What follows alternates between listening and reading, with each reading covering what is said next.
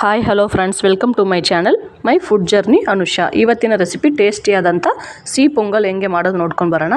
ಮೊದಲು ಕುಕ್ಕರ್ ತೊಗೊಂಡು 1 ಬೌಲಷ್ಟು ಅಕ್ಕಿ ಹಾಕ್ಕೊಂಡು 1 ಬೌಲಷ್ಟು ಕಡಲೆಬೇಳೆ ಹಾಕ್ಕೊಂಡು 7ರಿಂದ 8 ಗ್ಲಾಸ್ ನೀರು ಆ್ಯಡ್ ಮಾಡ್ಕೊತಾ ಇದ್ದೀನಿ.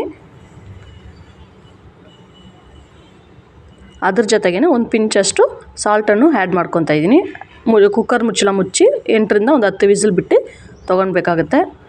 ಅನ್ನ ಮತ್ತು ಬೇಳೆ ತುಂಬಾ ಸಾಫ್ಟ್ ಆಗಬೇಕಾಗುತ್ತೆ. ನೋಡಿ, ಈ ಥರ ಫುಲ್ ಡ್ರೈ ಆಗಿ ತುಂಬ ಸಾಫ್ಟ್ ಆಗಿದೆ. ನೆಕ್ಸ್ಟ್ ಒಂದು ಚಿಕ್ಕ ಮಿಕ್ಸಿ ತೊಗೊಂಡು 1 ಬೌಲಷ್ಟು ತೆಂಗಿನ ತುರಿ ಆ್ಯಡ್ ಮಾಡಿಕೊಂಡು 3 ಏಲಕ್ಕಿ ಹಾಕ್ಕೊಂಡು ಮಿಕ್ಸಿನಲ್ಲಿ ನುಣ್ಣಗೆ ರುಬ್ಕೊತಾ ಇದ್ದೀನಿ. ಇವಾಗ ಕುಕ್ಕರ್ನಲ್ಲಿ ಇರೋ ಮಿಶ್ರಣ ತೊಗೊಂಡು ಸ್ಟವ್ ಇಟ್ಟು 1 ಬೌಲಷ್ಟು ಬೆಲ್ಲ ಆ್ಯಡ್ ಮಾಡ್ಕೊತಾ ಇದ್ದೀನಿ. ಅದ್ರ ಜೊತೆಗೆ ಮಿಕ್ಸಿಯಲ್ಲಿ ರುಬ್ಬಿಟ್ಟಿರುವಂಥ ತೆಂಗಿನ ತುರಿಯನ್ನು ಆ್ಯಡ್ ಮಾಡಿಕೊಂಡು ಹಾಗೇ ಒಂದು ಸತಿ ಎಲ್ಲ ನೀಟಾಗಿ ಮಿಕ್ಸ್ ಮಾಡ್ಕೊತಾ ಇದ್ದೀನಿ. ನಾನಿಲ್ಲಿ ಬೆಲ್ಲ ಹಾಗೇ ಪುಡಿ ಮಾಡಿ ಸೇರಿಸ್ಕೊತಾ ಇದ್ದೀನಿ. ನಿಮ್ಗೆ ಬೇಕಿದ್ದರೆ ಮೆಲ್ಟ್ ಮಾಡಿ ಪಾಕ ಬೇಕಾದ್ರೆ ಸೇರಿಸ್ಕೊಬೋದು. ನಾನಿಲ್ಲಿ ಹಾಗೇ ಸೇರಿಸ್ಕೊತಾ ಇದ್ದೀನಿ.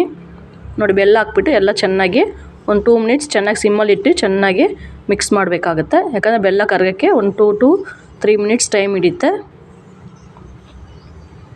ನೋಡಿ, ಎಲ್ಲ ಚೆನ್ನಾಗಿ ಮಿಕ್ಸ್ ಆಗಿದೆ, ಒಂದು ಸ್ವಲ್ಪ ಮೆಲ್ಟ್ ಆಗಿದೆ. ಈ ಟೈಮ್ನಲ್ಲಿ ನಾವು ಕಾಯಿಸಿ ಆರಿಸಿಟ್ಟಿರುವಂಥ 1 ಬೌಲಷ್ಟು ಗಟ್ಟಿ ಹಾಲನ್ನು ಸಹ ಸೇರಿಸ್ಕೊತಾ ಇದ್ದೀನಿ.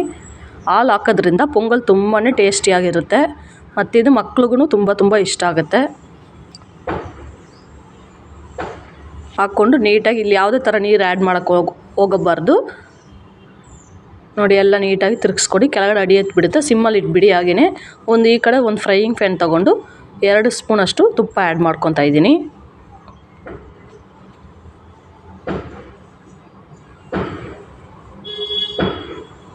ಇನ್ನು ಯಾರೇ ನಮ್ಮ ಚಾನಲ್ ಸಬ್ಸ್ಕ್ರೈಬ್ ಮಾಡಿಲ್ವೋ ಪ್ಲೀಸ್ ದಯವಿಟ್ಟು ಸಬ್ಸ್ಕ್ರೈಬ್ ಮಾಡ್ಕೊಳ್ಳಿ ಫ್ರೆಂಡ್ಸ್.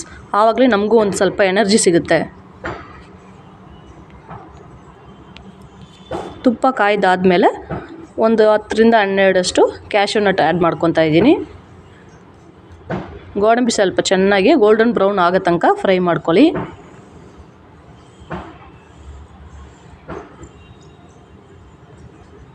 ಇದ್ರ ಜೊತೆಗೇ ದ್ರಾಕ್ಷಿ ಇದೆಯಲ್ವ, ಅದನ್ನು ಸ್ವಲ್ಪ ಆ್ಯಡ್ ಮಾಡಿಕೊಂಡು ಫ್ರೈ ಮಾಡ್ಕೊಳ್ಳಿ. ಈಗ ಸ್ಟವ್ ಆಫ್ ಮಾಡಿಬಿಡಿ. ದ್ರಾಕ್ಷಿ ಇಲ್ಲಾಂದ್ರೆ ಬ್ಲ್ಯಾಕ್ ಆಗಿಬಿಡುತ್ತೆ. ನೋಡಿ, ಚೆನ್ನಾಗೆಲ್ಲ ಫ್ರೈ ಆಗಿದೆ.